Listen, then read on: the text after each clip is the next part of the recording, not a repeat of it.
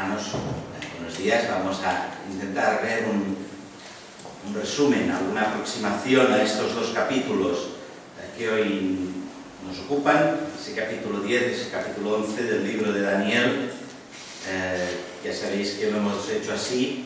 Hoy tenemos la intención de ver dos capítulos para que así sea posible terminar el mes que viene, el mes de julio, y empezar un estudio diferente en septiembre.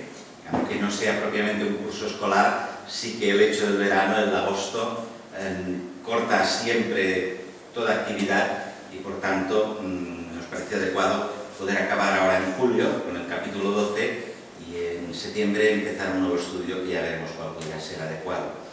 Por tanto, tiramos adelante con este libro de Daniel, que hay que colocar adecuadamente en su contexto, en su lugar, para entenderlo mejor y para sacar también el provecho espiritual. Creo que en la medida de lo que el Señor nos ha permitido, ya venimos haciéndolo así en estos meses, en todos los capítulos precedentes.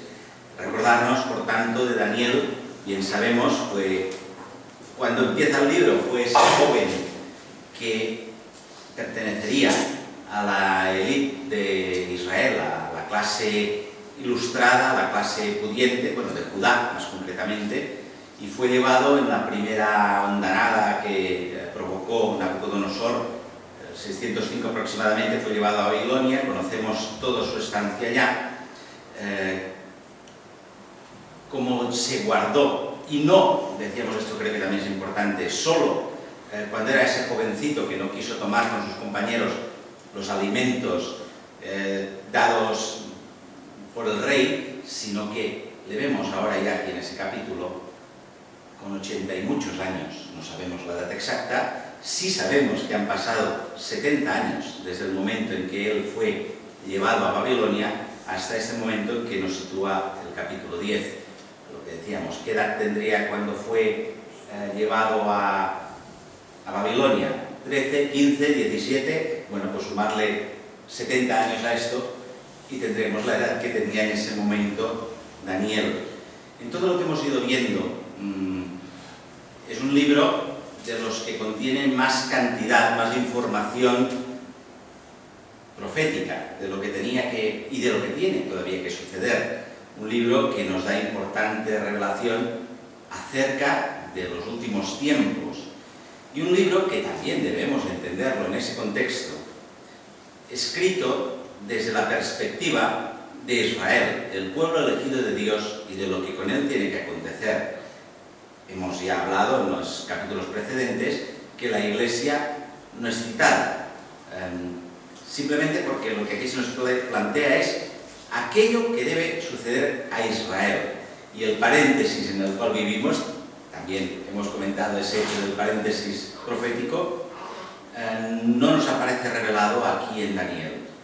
Daniel siempre tuvo esa especial preocupación por lo que tenía que suceder a su pueblo, por lo que tenía que acontecer con ese pueblo al cual amaba y que quería, le preocupaba cuál era su futuro, y que también en este momento, después de haber visto ya relaciones como las que hemos tenido en el capítulo 9, continuaba con ese seneguit, que diríamos en catalán, acerca de lo que ese pueblo amado del Señor tenía que pasar.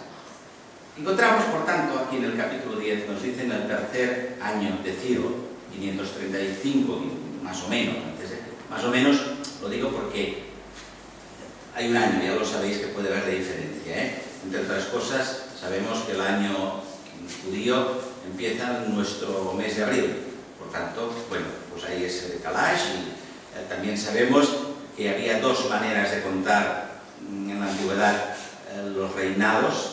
No existía como ahora, claro que contamos desde la venida de Cristo, y también hay error de cálculo, pero bueno, 2012 después de Cristo, decimos. En aquel momento no, las fechas se fijaban en razón de los reyes, como aquí vemos, en el tercer año de Ciro, pero también creo que ya lo hemos comentado, había dos maneras de contarlo. Si el primer año, por ejemplo, que empezara hoy a reinar un rey, según qué cómputo, estaríamos en el primer año según qué cómputo, hasta que no fuera enero y fuera un año entero, no contaría como el primero. Por eso os digo 535, pero con un error de un año, no más, no es un error de muchos años. ¿Qué quiere decir esto? A ver, nos situamos en el momento en que ya mucha parte de aquellos que estaban prisioneros, que estaban en el exilio babilónico, han regresado a Jerusalén bajo las órdenes de Zorobabel, el líder que llevó a cabo ese retorno al pueblo, al territorio que les pertenecía, a Jerusalén. Se ha realizado, sabemos también por la historia, habían sido llevados a Babilonia.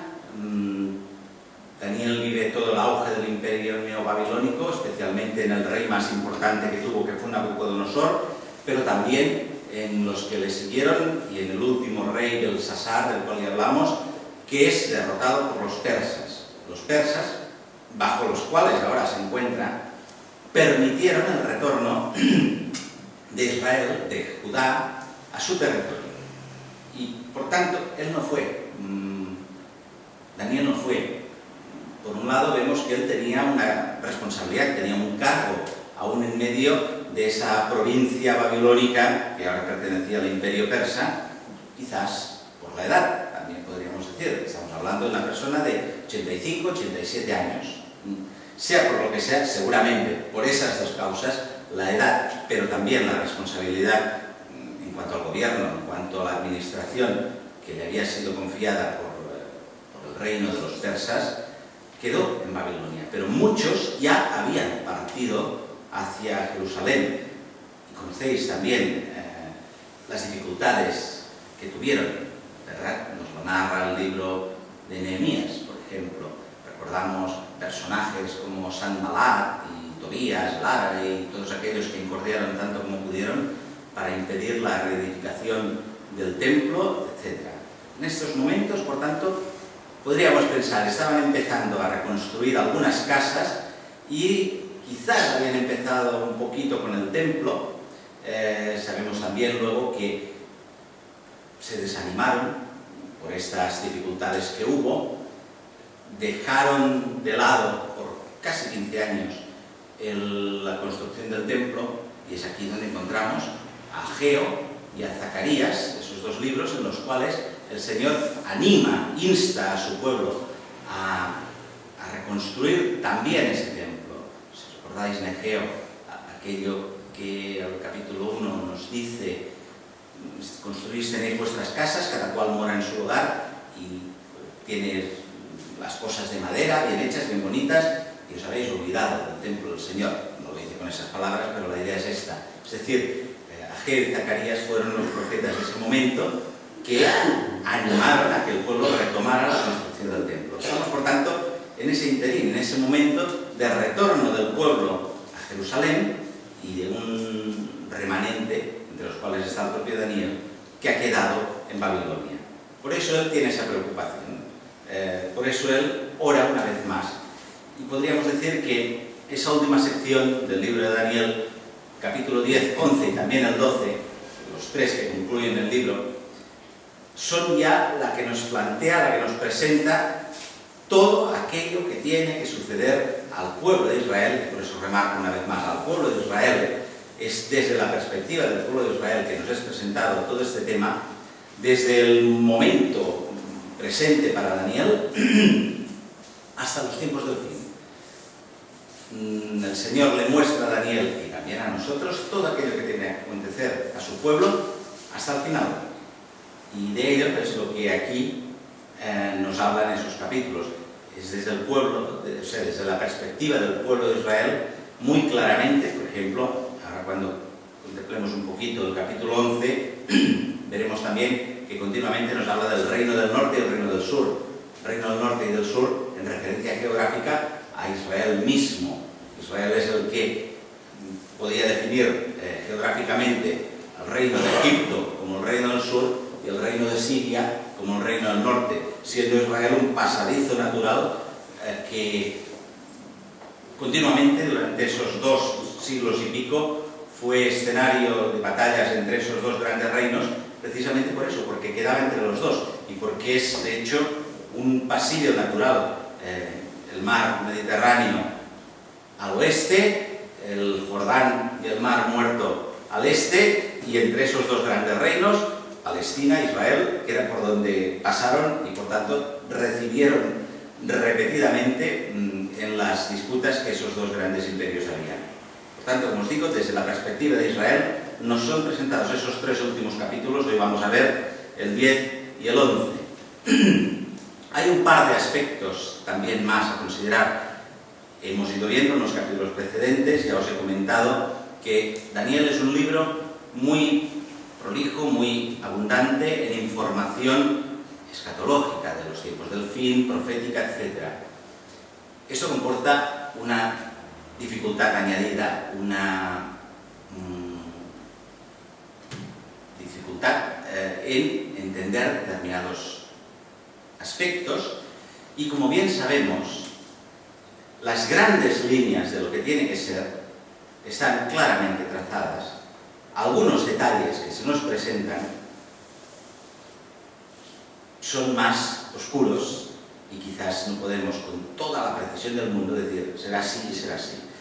Sin ir más lejos, en este capítulo 10 encontramos la presencia de ese ángel que habla a Daniel y que entre hermanos fieles hay discrepancias sobre de quién pueda ser este ángel. Ahora comentaremos un poco. Hemos visto Daniel, por tanto, que se presenta en oración, quiere conocer aquello que tiene que suceder. Como nos dice el versículo 3, no comió, es decir, estuvo tan ocupado en ese tema de la oración, en orar, por espacio de 3 semanas, nos explica 3 semanas de días, para que no haya duda, es decir, lo concreta, para que no pueda haber especulación. Cuando hablamos de las semanas de años, las setenas, en el capítulo 9, queda claramente establecida. Cuando nos habla de semanas de días, también queda claramente establecido. Pues estuvo esas 3 semanas, leía en un comentario que por el mes que nos habla, nos dice el versículo 4, el día 24 del mes primero. El mes primero hemos dicho que es este de abril. Es el mes en el que se da la Pascua de los judíos, es decir, estuvo en el tiempo de la Pascua también, en esa situación, no comiendo pan delicado, ni entró carne ni vino en su boca, sino que estuvo orando, buscando aquello que el Señor le pudiera mostrar. Estaba, dice, a la orilla del gran río Hiddekel, es el río Tigris, actualmente el nombre que conoceríamos sería el río Tigris. Estaba allí físicamente, no era ni un sueño ni nada, es un río que está a unos 50 y tantos kilómetros de Babilonia, quiero decir, no es mucho más lejos de lo que hubiera sido si hubiera estado en Jerusalén, pero él que permaneció allí en Babilonia lo tenía cercano, ese río. Y esa descripción que nos hace en el versículo 5 en adelante, de ese ángel, o no, que se presentó delante de él para aclararle lo que tenía que suceder, como nos describe, a su pueblo. Esa inquietud que tenía Daniel, justificada, como comentamos, en parte por la nueva situación en la que estaba el pueblo, regresando allí a su territorio, con hostilidad entre aquellos que estaban en esos territorios y con la incerteza de que ese día, ¿verdad?, que regresan, ¿qué pasará con ellos? Mirando la descripción que nos hace la palabra, único referente, es decir, yo os podré citar y os citaré, de hecho, esos 2 libros que tengo aquí, que son los que nos venimos un poco también, Mark y yo, documentando cuando hacemos esos estudios, pero no son más que apoyos, no son más que complementos. Lo que nos tiene que servir es la palabra, y como os decía, cuando la palabra es clara y meridiana, así la podemos entender.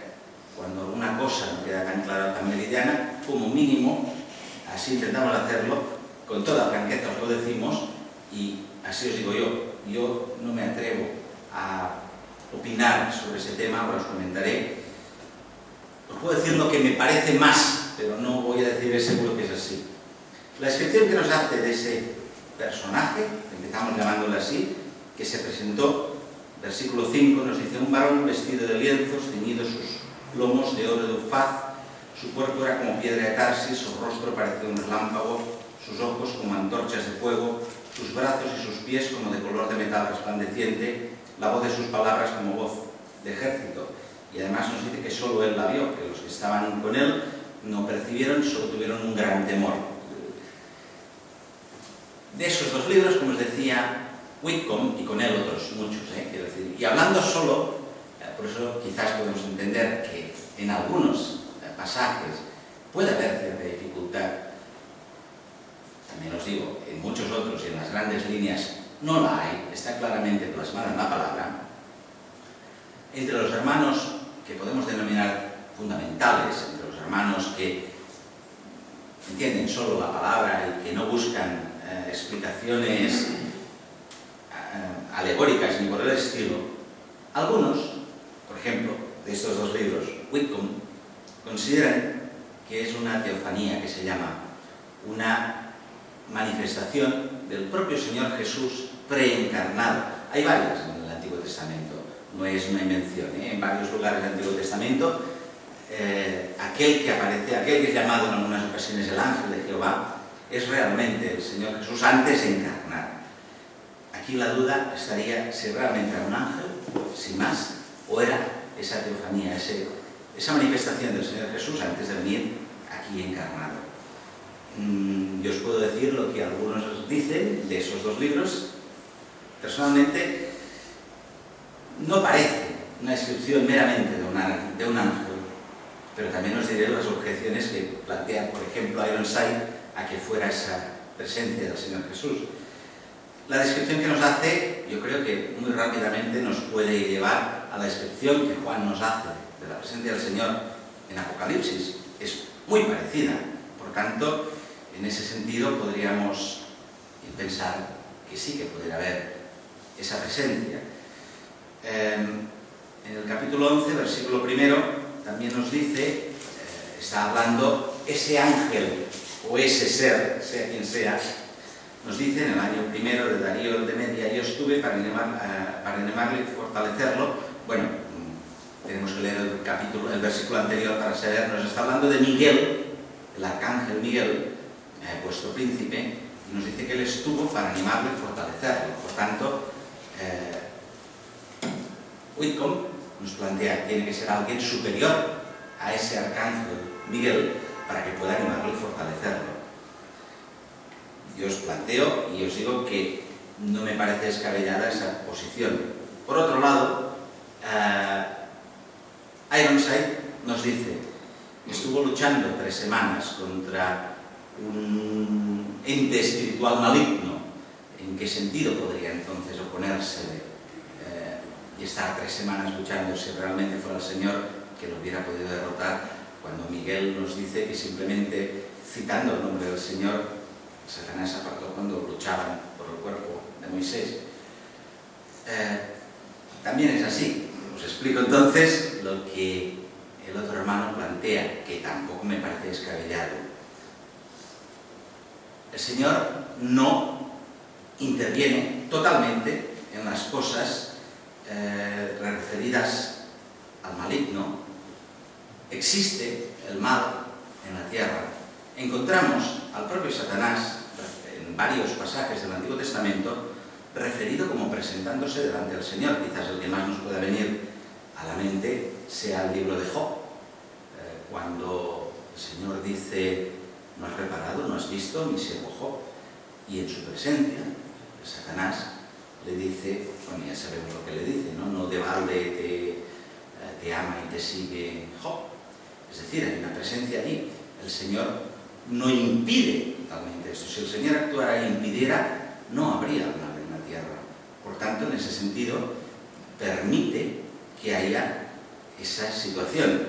Permite, que es lo que también ese capítulo 10 nos informa, que haya esa lucha espiritual, que también el Nuevo Testamento nos refiere, entre potestades benignas, sujetas al Señor, y y potestades espirituales malignas que siguen a Satanás.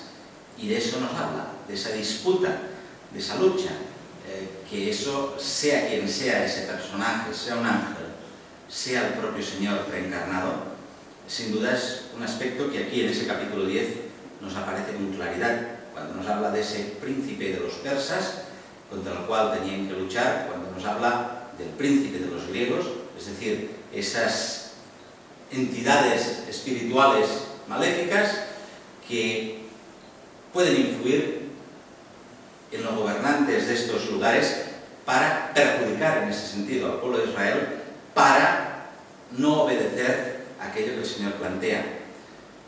El propio Daniel, hemos visto en el libro, tuvo dos experiencias en la oración que no debemos olvidar tampoco nosotros. En un momento dice, aún estaba orando y tuvo la respuesta y Gabriel fue y le habló. Aquí nos dice que pasaron 3 semanas y que estuvo en ayuno, que estuvo con zozobra, casi podríamos decir, esperando la respuesta. Y se nos dice que fue porque había esa disputa espiritual. No lo olvidemos, no lo percibimos quizás con la nitidez que realmente es.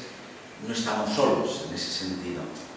Hay a nuestro alrededor, formamos parte del entramado en el que esas entidades espirituales están y en el que se da esa disputa que aquí nos dice, en la que vemos que se nos presenta a Miguel como la entidad espiritual especialmente dedicada al cuidado y a la preservación del pueblo de Israel, pero que se nos habla también de esas entidades maléficas como el príncipe de los persas o el príncipe de los griegos. Y por causa de esa disputa que había, se demoró por 3 semanas esa respuesta a la oración, que como nos dice aquí, el primer momento, en el primer día ya estaba dispuesta, pero ha habido ese impedimento. No lo olvidemos tampoco nosotros en el momento de orar. Seguro que a nuestro alrededor hay situaciones que ni entendemos, ni estamos capacitados para entender, en las que luchas espirituales puedan impedir, puedan demorar esa respuesta, como le pasó a Daniel y como nos es claramente planteado aquí. Por tanto, no seamos ignorantes de esa situación, que formamos parte de ese mundo en el que también se dan esas situaciones entre aquellos espíritus que están sujetos a Dios y los que se rebelaron en su momento contra Él, y que tienen su importancia y que sin duda nos superan a los seres humanos en capacidad, en inteligencia, en poder y en todo, y que por tanto también debemos entender que gracias al Señor que están aquellos que nos pueden proteger. También el Nuevo Testamento nos habla de que los ángeles son aquellos que sirven y que cuidan y que son dados para beneficio del pueblo del Señor. Estamos aquí, es decir, no percibiendo físicamente, pero en medio de esa disputa que existe, que existirá por los siglos, y que, os digo, yo creo que ninguno, sin duda, hermanos mucho más capacitados que yo podrán entender mucho más que yo, no sé si todo, pero que también parece evidente, por lo que nos describe la palabra, que Satanás y sus huestes siguen teniendo ese acceso al cielo, a la presencia del Señor, limitado, seguramente. ¿Hasta qué punto? No lo sé, pero que así la palabra nos describe, si os acordáis también, cuando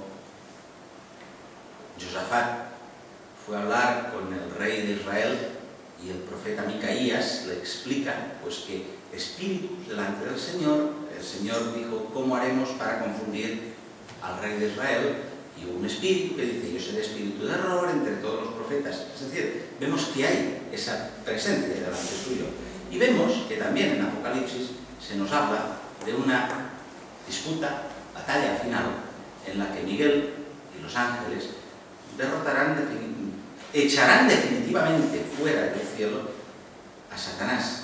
Por lo tanto, esa es la situación actual. La duda que yo os planteaba, que me parece bastante posible que sea una teofanía del Señor, pero que, como os digo, yo no voy a decir seguro que lo es, y a lo mejor no es más que un ángel, la cuestión era esta: ¿quién es ese personaje que está hablando, que está mostrándole esas cosas a Daniel que le está dando respuesta a esa inquietud que había en su corazón y que le está mostrando lo que tiene que suceder con su pueblo. Como os digo, tiene su importancia, pero eso no modifica todo el plan del Señor, que sí que está claro, que sí que nos muestra lo que tiene que suceder con el pueblo de Israel y que sí que vemos cómo el Señor tiene cuidado.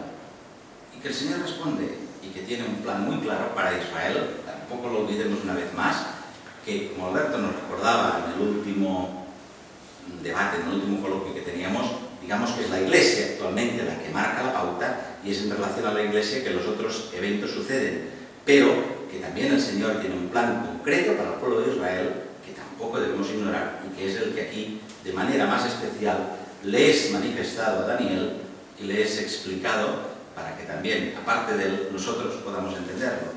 No sé, vaya, me atrevería a decir que ni tan solo Daniel entendió todas las cosas, y así, ya lo hemos comentado en algún momento, en el capítulo 12, él mismo lo dice, no entiendo, no lo dice con esas palabras, pero más o menos, oí, mas no entendí, y dijo, Señor, ¿qué será el cumplimiento de estas cosas? Y dijo, anda Daniel, que estas palabras están cerradas y selladas hasta el cumplimiento, etc., ¿no?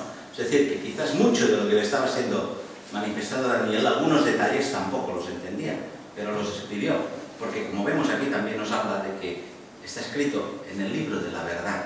Podríamos pensar, tal vez, la escritura de verdad, nos dice el versículo 21, en un registro que va más allá de este registro que tenemos nosotros en la mano, un registro divino que estará en los cielos. También nos dice que la palabra permanece perpetuamente en los cielos. Pues, en ese registro de verdad esas cosas estaban y están. Y le fueron manifestadas a él y él ya se las escribió. Por tanto, habría muchas cosas más a poder decir, sin duda, aquí en este capítulo 10, pero quizás, al menos lo que a mí me parecía más básico, era entender estas cosas. La disputa espiritual en la que también nosotros estamos implicados, la existencia de fuerzas malignas que se oponen al pueblo de Israel y aún a nosotros, y el cuidado del Señor para con su pueblo, Israel, pero también para con nosotros, en ese tiempo de la Iglesia. Por tanto, vemos a Daniel ante esa presencia, en un primer momento queda abrumado, queda derrotado, sin fuerzas, es confortado para que pueda seguir viendo, y el Señor, o el ángel, le va explicando todas estas cosas, ¿no? Versículo 13, el príncipe del reino de Persia se puso contra mí 21 días, y aquí Miguel, uno de los principales príncipes, vino para ayudarme, y yo quedé allí con los reyes de Persia, parece ser que querría decir, derroté, vencí, pero luego también nos dice que tiene que volver con esos reyes de Persia y de Grecia.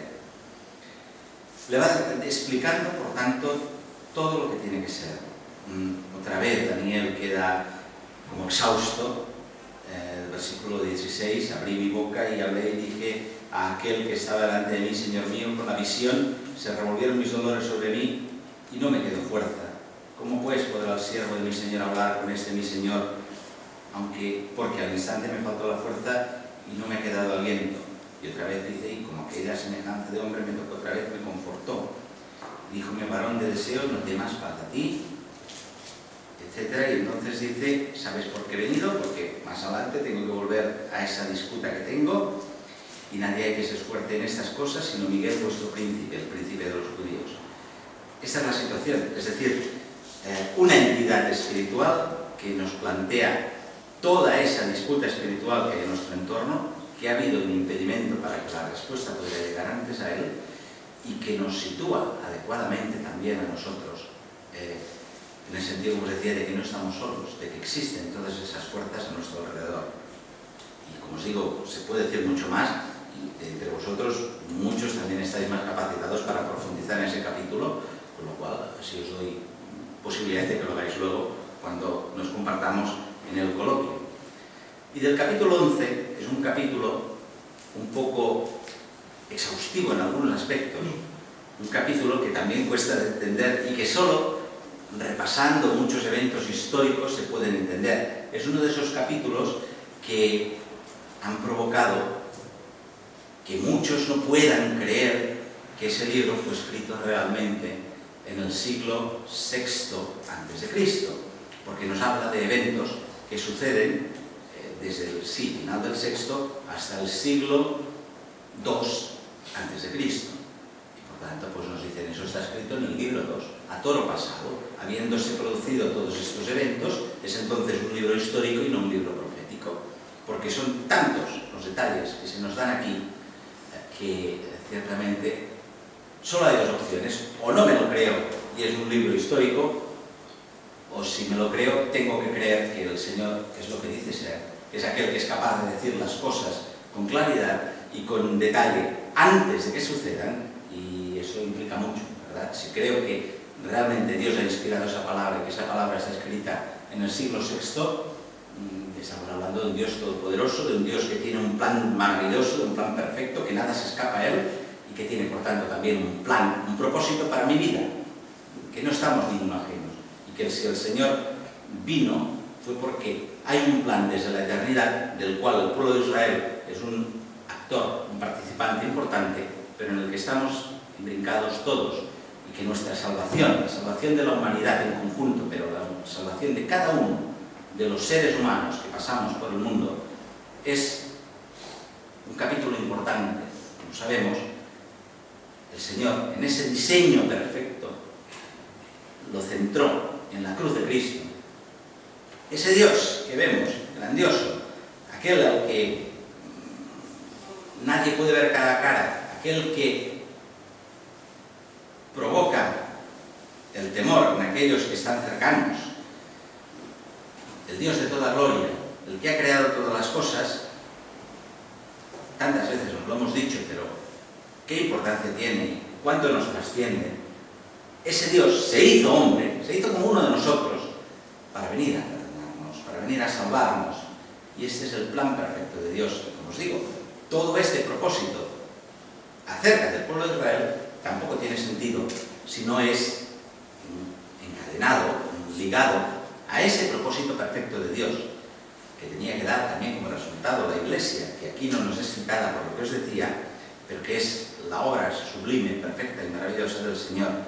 Solo colocando esa pieza del puzzle de Daniel y de la historia del pueblo hebreo en el puzzle general, que es la obra perfecta de Dios, desde la creación hasta los últimos días, pasando por todo lo que tiene que suceder y por todo lo que sucedió en el Calvario y en la vida del Señor Jesús, solo así cobra sentido, solo así es una pieza perfecta y armónica, colocando cada una en su sitio. Esa pieza maestra, esa Claudia Volta, si habéis visto obras góticas, y también las romanas también lo hacían, algunas de ellas están incluso sin cemento, y se aguantan por la presión de una pieza que es la clave. Por ejemplo, la Claudia Volta, no me sale el nombre en castellano, de las cúpulas góticas, ese gran medallón que está en el centro, y que si sacáramos ese medallón se vendría abajo la cúpula, pero es la que permite, con todo un proceso de fuerzas opuestas y que se suman, etcétera, que esa gran cúpula se pueda mantener. Bueno, esa Claudia Volta sería Cristo viniendo a la tierra, Cristo salvando a todos aquellos que hemos creído que no podemos hacer nada, que entendemos que formamos parte de ese todo que es la obra perfecta de Dios, que es la historia de la humanidad, y que necesitamos, sujetándonos a Él, reconociendo que somos pecadores, sabiendo que Él vertió su sangre por nosotros, necesitamos acudir a Él para que nos dé salvación. Esta es la pieza maestra de todo el engranaje. Y en ese engranaje está situado Daniel. Y solo, como os digo, entendiendo que forma parte de ese complejo, podemos entenderlo. Solo si entendemos que realmente es verdad, y lo es, que ese libro fue escrito en el siglo VI a.C., entendemos un poco más la grandeza de nuestro Dios, que está describiendo cosas que sucedieron, como os digo, en el siglo IV, en el siglo III y en el siglo II. Es decir, mucho antes lo había escrito Daniel de que sucedieran. Cosa que, como os digo, aquellos que no pueden entender la grandeza de Dios no pueden hacer sino decir, ah, es falso, eso está escrito a posteriori. Es un capítulo un poco prolijo, esa es la verdad. Si habéis visto, hay muchos detalles que no vamos a ver ahora. Tampoco yo no los sé todos, yo puedo dar también una visión así general, pero rey por rey, nombre por nombre, no. Ni lo sé, ni sé si tampoco tendríamos tiempo para hacerlo. Pero la verdad es que nos da unos detalles exhaustivos acerca de lo que sucedió después de Daniel. Como os digo, nos llevan primero hasta Antíoco Epífanes, del cual se hace una referencia más exhaustiva, en el siglo II a.C., y posteriormente nos da una visión de ese personaje, del cual Antíoco Epífanes era el tipo, el antecesor, ese personaje que será el anticristo, que sí que lo encontramos al final del capítulo, desde el 36 en adelante. La primera parte, como os digo, nos sitúa, dice, en el capítulo 11, en el año primero de Darío de Media, yo estuve para animarlo y fortalecerlo. Estamos viendo que quien nos está hablando es ese ángel o esa teofanía, y está hablando en referencia a Miguel. Y ahora yo te mostraré la verdad. He aquí, aún habrá 3 reyes en Persia, y el cuarto se hará de grandes riquezas más que todos, y fortificándose con sus riquezas, despertará a todos contra el reino de Javán. Javán ya hemos dicho que es Grecia. Habla primero de 3 reyes y de un cuarto. Fue así, 3 reyes que sucedieron a ese Darío. Si queréis los nombres os los digo, que es igual, no consultáis luego para nada. Hay un montón de nombres aquí que... El cuarto fue Jerjes, ese quizás nos suene un poco más, entre otras cosas porque fue el que encontramos en el libro de Esther. Es el rey de Esther, que, como nos dice aquí,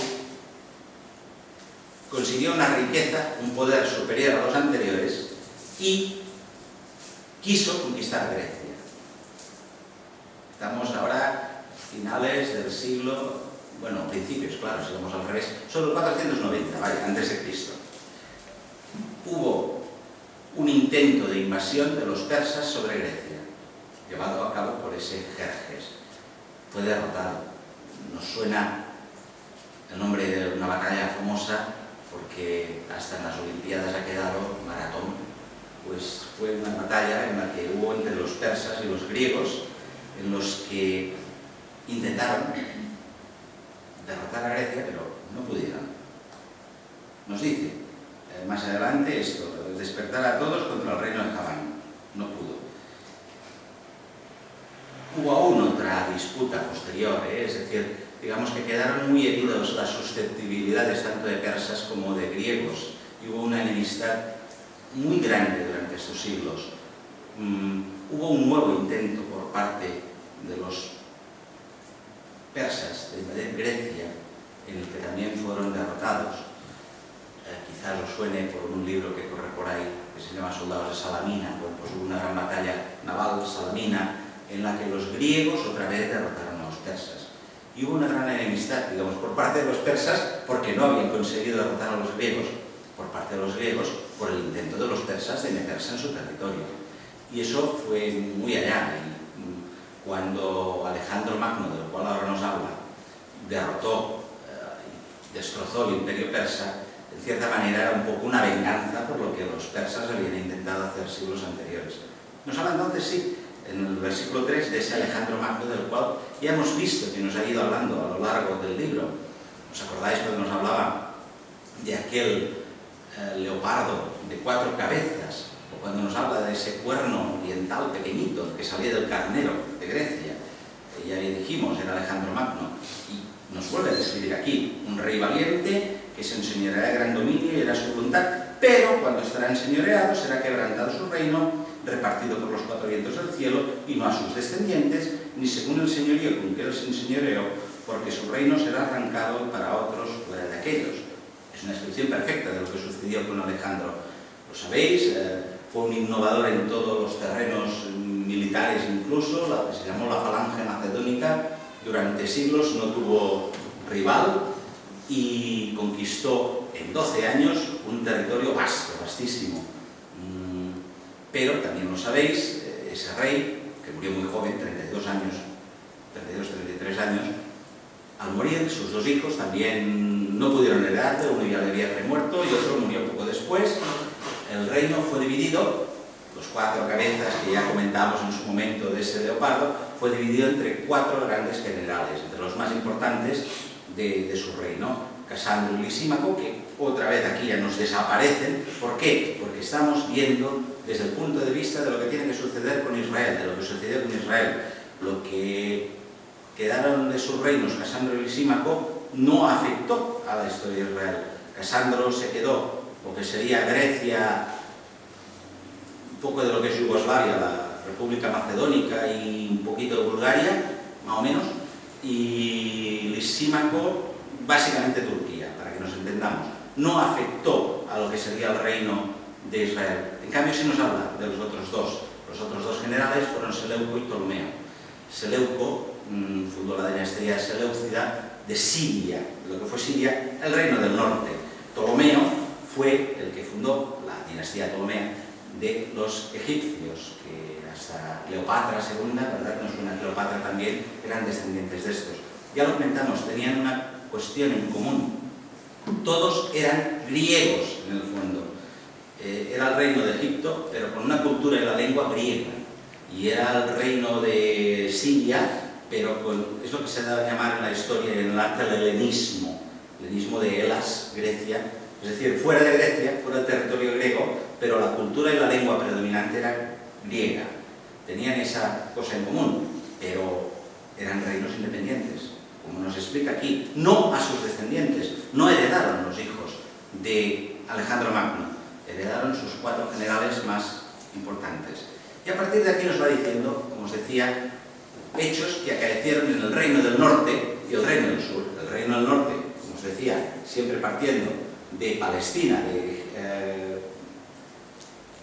Israel, como centro, como el que nos marca la pauta. El reino del norte es Siria, el reino del sur es Egipto. Nos dice muchas cosas aquí, como os digo, no vamos a entrar en detalles. Son detalles maravillosos, que la historia ha confirmado. Si vamos mirando, pero nos salen tantos nombres, hay en el reino del norte casi todos se llamaban o Seleuco o Antíoco, los diferentes reyes. En el reino del sur casi todos se seguían llamando Ptolomeo. Nos habla de distintas cosas, de que si uno le dará a su hija por rey al rey del sur, y así fue. La Cleopatra I fue hija de un rey de Siria, dada con la pretensión de que se pusiera a favor de su padre al rey de Egipto, pero no, fue fiel a su marido y se volvió contra su padre, cosa que nos dice aquí, que vamos viendo. Es decir, hay muchos detalles. Yo, si queréis, en otro momento os los puedo decir, y si no os puedo remitir, por ejemplo, al libro este de Ironside, nos da también un detalle bastante amplio, pero solo deciros que desde el versículo 5 hasta el versículo 20 nos habla de esas disputas que hubo desde el siglo IV, 300 y pico, hasta 160 y tantos, y aquí hablamos concretamente de Antíoco Epífanes. Son diversos reyes, diversas luchas, momentos en los que hubo batallas, traiciones. Nos va escribiendo, ya os digo, si recordáis la lectura que hemos hecho, si no la volveréis a ver, hijos que mataron a padres, etcétera, etcétera. Pero nos va escribiendo todo lo que sucedió entre esos 2 reinos, entre los cuales, ya os digo, geográficamente estaba Israel, que recibió por todos lados en ese sentido. Luego sí, ya al llegar al siglo XXI sí que nos encontramos con un personaje que también ya hemos encontrado en este libro y que fue Antíoco Epífanes. Le describe simplemente como un vil. A veces la palabra sabemos que es contundente, con una palabra ya nos lo ha escrito todo.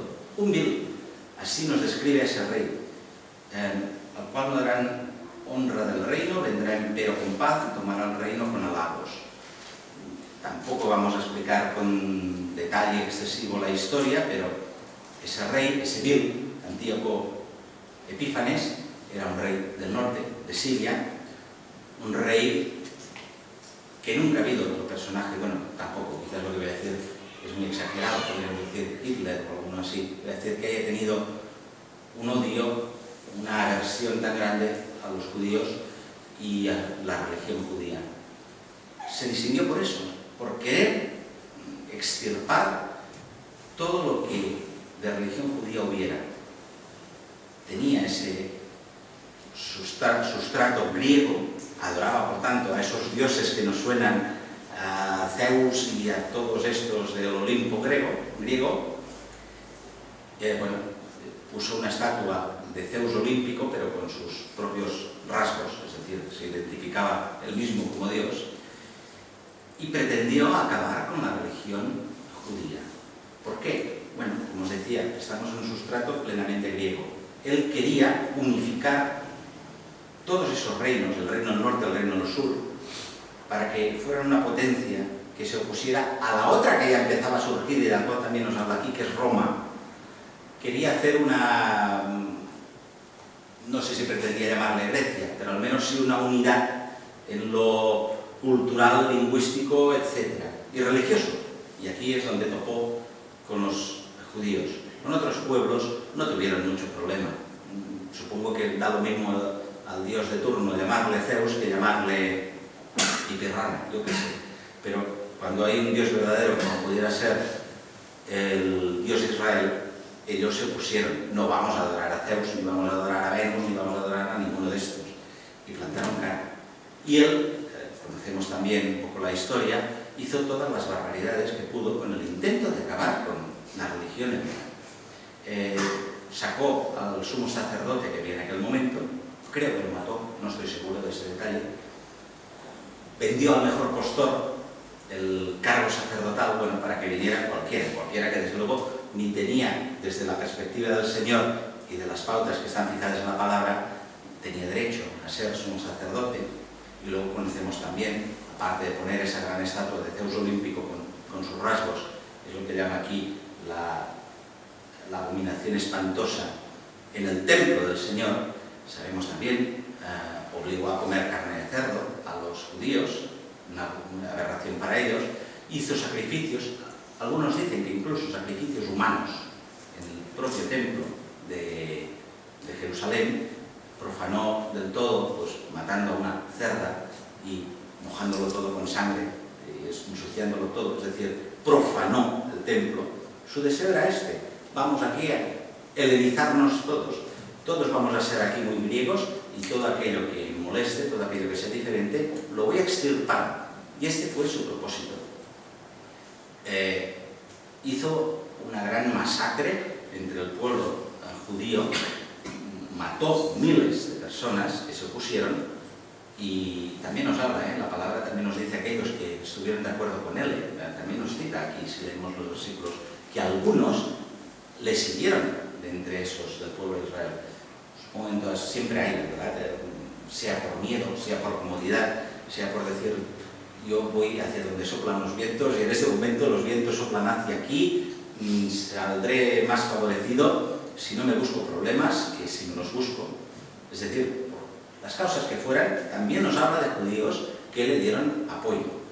Pero también nos habla de aquellos que se opusieron.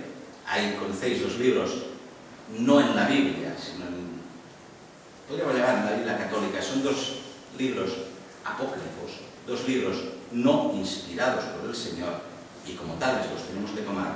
No podemos tomar ni doctrina, ni enseñanza espiritual en ellos, pero sí mucha enseñanza histórica. Son los dos libros de Macabeos, quizás os suenan. Macabeos, primero de Macabeos y segundo de Macabeos. Son muy interesantes, entendiendo que los digo poniéndolos en su lugar.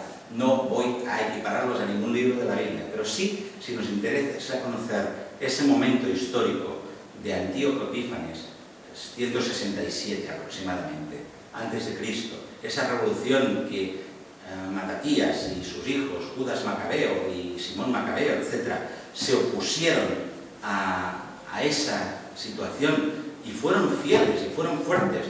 Luego se torcieron, si no ellos, sus descendientes, pero sí es otro tema. Pero ¿cómo se opusieron a esa situación? Si queremos conocer con detalle todo lo que hizo Antíoco Epífanes y la situación del pueblo de Israel en ese momento, es decir, como un documento histórico muy bien documentado, son muy interesantes la lectura de primero y segunda de Macabeos, entendiendo lo que os digo, no son libros inspirados, pero sí libros históricos.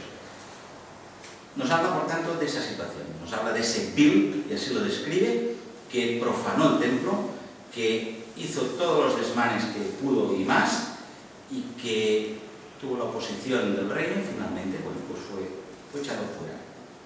Y luego, y ya iremos acabando, nos habla de aquel del cual Antíoco es ese precedente, de aquel que tendrá que venir, del anticristo de los últimos tiempos, de aquel que sí ya nos sitúa en el tiempo del fin para el pueblo de Israel, de ese que también nos dice que hará su voluntad, que también será un gran rey, que tendrá una gran oposición del reino del norte. También ya lo hemos visto por estudios qué gran reino se puede alzar en los últimos días contra la pretensión universal de poder del anticristo. Muchos lo han identificado con lo que podría ser Grecia o con Rusia quería decir, y con lo que podría ser también, pues hasta hace relativamente poco, el Imperio Otomano turco. Pero al mando de Rusia, también dicho con precaución, porque hay muchas cosas que apuntan aquí, un gran movimiento, una gran batalla, una gran derrota en primer lugar del propio anticristo, pero que luego ese hermano que os decía habla, a ver, la palabra nos dice, y es así, que fue muerto, que de esa herida en la cabeza, de la cual parecía que estaba muerto, que luego revivió, sanó. Él habla casi como de una resurrección, que no sé si será tanto, pero que eso sería lo que le dará ese gran aureola al cual seguirán todos, aquel que aparentemente había sido muerto en esa gran batalla y que luego reaparece. Hay, por tanto, esa gran batalla del Reino del Norte, el Reino del Norte que nos dice que ocupará incluso hasta, pasando por Jerusalén y toda la zona esta, lo que será Egipto, Libia, Etiopía. Nos sitúa eso ya en los días de la tribulación, en lo que tiene que ser. Nos habla de la tierra deseable, que ya sabemos cuál es, por donde acontecerán todos estos hechos, donde será esa lucha, donde tendrá que pasar todas estas cosas. Y que luego nos dice que, volviendo, ese rey, sea porque pensándose que ha muerto el anticristo, o por otras causas, oirá rumores, tendrá que volver, y al llegar a Jerusalén nos dice, no tendrá quien le ayude, y allá será su fin.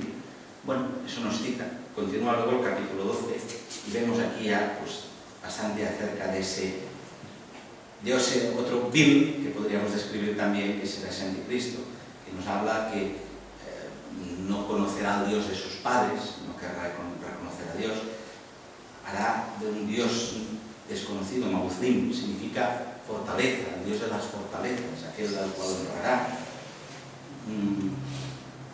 pero que también conocemos y más ampliamente con todo lo que tiene que suceder a través de Apocalipsis.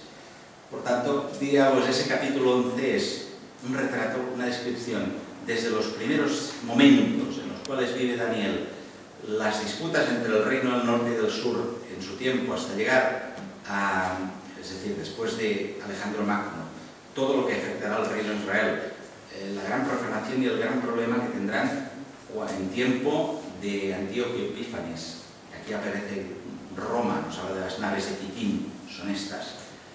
Posteriormente ya nos lo entronca con el tiempo final, un poco en la línea de lo que todo el libro hemos ido viendo, que es, hay un gran paréntesis que se nos cierra, que es la historia de la Iglesia.